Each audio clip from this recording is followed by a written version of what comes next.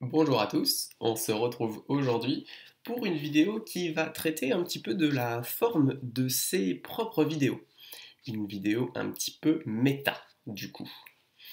L'idée c'est de discuter ensemble du fait que le travail que j'apporte à la forme de mes vidéos est globalement inexistant.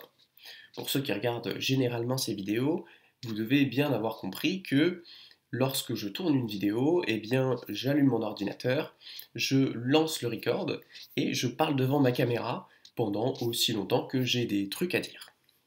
Et c'est à peu près tout. Je ne prends pas le temps de construire un argumentaire, je ne prends pas non plus le temps d'écrire un script, je prends tout juste le temps d'écrire un petit titre, une idée, pour pouvoir me lancer et parler quelques minutes sur un sujet en particulier. Mais pour tout ce qui est du reste, je ne fais rien du tout. Récemment, j'ai même arrêté de faire des miniatures que je faisais au départ, puisque en réalité, je ne sais pas vraiment ce que ça apporte pour vous qui regardez les vidéos. Qu'une miniature soit plus ou moins belle ou plus ou moins attirante, je veux bien croire que ça modifie la potentielle performance des vidéos, et encore, je peux me permettre d'en douter, mais ce qui est sûr, c'est que c'est pénible à faire et que ça n'apporte pas de réelle plus-value. Il n'y a pas de réelle information qui est transmise dans la miniature. Mais c'est pas tout. Pour ce qui est du titre, encore une fois, je me casse pas souvent la tête, j'écris simplement une description qui me semble la plus euh, cohérente ou une question qui me semble tout à fait alignée avec le sujet pour que les personnes puissent savoir finalement de quoi il s'agit. Et enfin, il y a la question du montage. La question du montage, c'est intéressant parce que c'est précisément cette question-là qui m'a empêché de faire des vidéos YouTube il y a des années. L'idée de parler et de transmettre des informations aux autres, c'est quelque chose qui m'a toujours plu.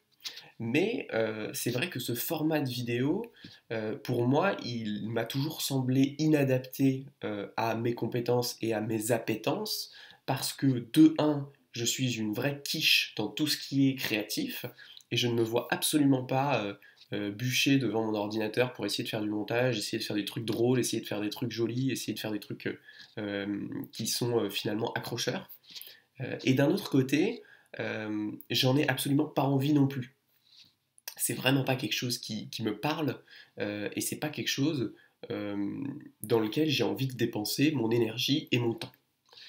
Donc finalement, la première raison qui me pousse à ne pas travailler mes vidéos, en tout cas sur la forme, eh bien c'est une forme de paresse tout à fait assumée et je crois que c'est finalement cohérent aussi avec ce que je souhaite véhiculer sur cette chaîne, c'est-à-dire une sorte de simplicité.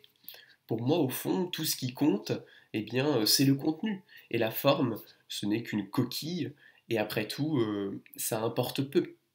Mais c'est pas la seule raison qui me pousse à essayer de rendre mes vidéos les plus brutes et les plus réelles possibles. Une autre raison, c'est parce que j'essaye de faire des vidéos que j'apprécierais regarder. Et précisément, moi, ce que j'aime regarder dans les contenus, que ce soit sur Twitch, que ce soit sur YouTube, eh bien, ce sont les contenus qui sont transparents, les contenus qui sont spontanés. Et c'est précisément pour cette spontanéité que, depuis que je suis adolescent, et comme sans doute nombreux d'entre vous, j'ai adoré suivre des personnes sur YouTube. Et aujourd'hui, je dois avouer que en tant que vieux con, je trouve que cette spontanéité, eh bien finalement, elle disparaît petit à petit de l'environnement des réseaux sociaux comme YouTube et petit à petit même de Twitch aujourd'hui.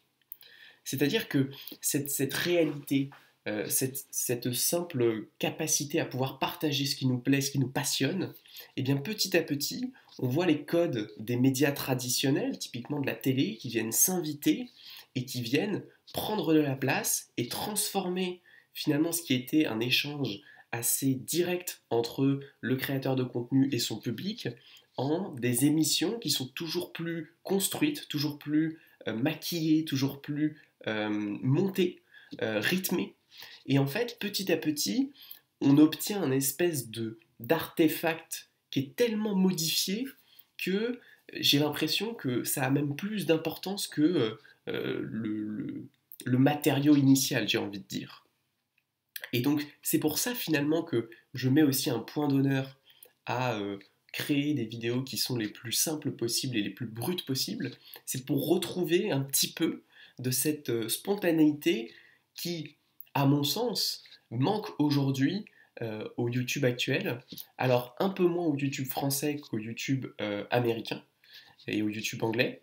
Et c'est une bonne chose, mais je crois que comme beaucoup de tendances, on va petit à petit glisser vers ces habitudes finalement à créer un contenu toujours plus peaufiné, toujours plus maquillé. Et ça, c'est vraiment quelque chose que j'apprécie pas regarder, et donc c'est pas quelque chose que j'ai envie de créer non plus. Donc ça, c'est la deuxième raison qui me pousse finalement à faire quelque chose d'assez simple, c'est le fait que je veux promouvoir la spontanéité et la transparence dans ce que je crée. Et ensuite, finalement, je crois qu'il y a aussi une volonté plus générale d'optimiser finalement. Parce que, soyons clairs, le travail qui est requis pour que je crée une vidéo aujourd'hui, il est quasi nul.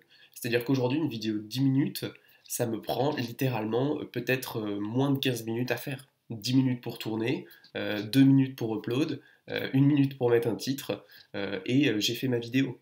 Et donc ça me permet finalement de ne pas me laisser entraîner dans une course à la perfection.